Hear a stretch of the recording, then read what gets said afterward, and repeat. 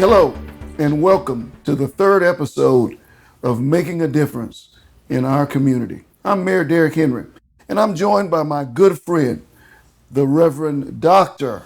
Nathan Mugala. And we're here at the Restoration House. How are you doing, sir? I'm doing very well, Mayor. Tell me exactly what it is that the Restoration House does. I've heard so much good things, so many positive things from folks in the community. I had to come out and see it for myself, but I wanted to hear from you. What is your mission with the Restoration House? Well, Restoration House is a place where we are trying to help people who are fallen on difficult times, those who are homeless, and we bring them in and try to help them so they can get the services that they need, get the help that they need so they can be able to move into permanent housing. And we've been doing this since 2016, so this is really our third year. Okay, so since 2016, your objective is to help people. So, how did you come away with the name Restoration House? Is it all about restoring people to their best life, so to speak? Well, basically, what we wanted to do was to make sure that we can restore individuals, restore people, because we believe that if you can restore individuals, you'll be able to restore their families and certainly be able to restore the community. Okay. How would a person basically join the Restoration House? What's the process for? Well, usually, people will either call here, we have a number, or they will go through the Homeless Coalition to be able to get to us. And usually when they call here, they want to find out if there's space. Mm-hmm. And they will go through a process where they have to complete, an application, and we do the background. And then if we have space, then we enroll them in the program. Okay. One of the things that I was most impressed by in talking with some of your residents, they described it as a place that helps them to regain their structure, to regain their balance and their sense of purpose. What is it about the structure of your organization and in the house that helps the men and women who are residents here?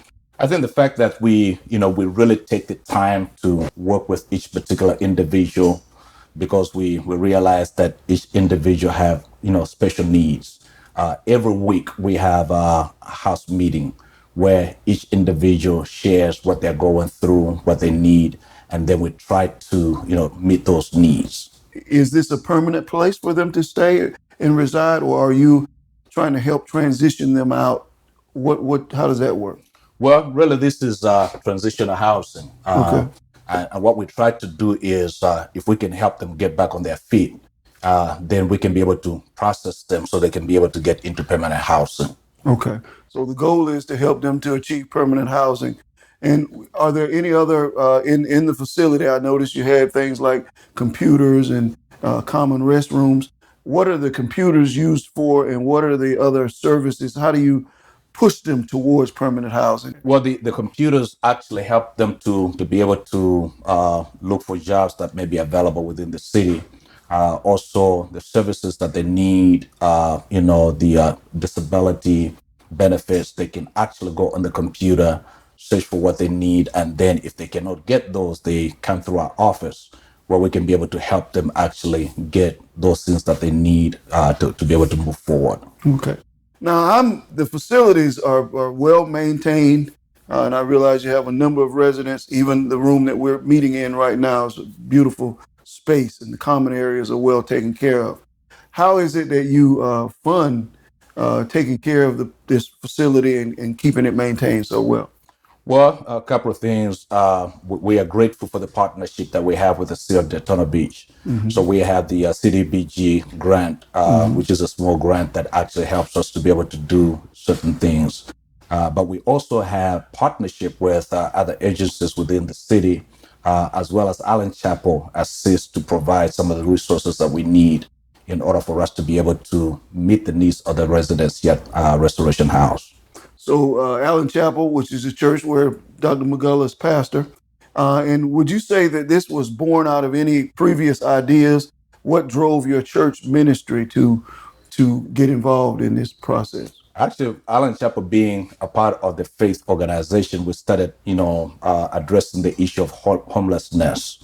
And when we realized how big the problem of homelessness was, we decided that we needed to go ahead and get involved. So through our Island Community Development Corporation, we decided to go ahead and set up this restoration house with the help of the city of Daytona Beach. Okay. Well, Dr. Mugala, I really appreciate you taking some time to share what takes place here at Restoration House. As I said, I've heard so much about it. I want to thank you on behalf of the residents of Daytona Beach for all that you've done, your church has done to help with transitional housing. And so that concludes this session of Making a Difference in Our Community. I want to again express my gratitude to Dr. Mugala and all who are involved in the Restoration House and making it a great place in our community. Remember, just as they are making a difference in the lives of others, you too can do the same. There is plenty of work to be done in our community, so join the movement and make a difference.